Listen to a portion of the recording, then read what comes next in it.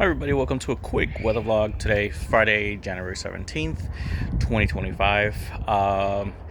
Stay tuned because we are in for a possible snowstorm Sunday night, this Sunday night coming up. And then after that, the coldest air of the year should be moving in with high temperatures in the teens and lows in the single digits. All this in Fahrenheit, of course.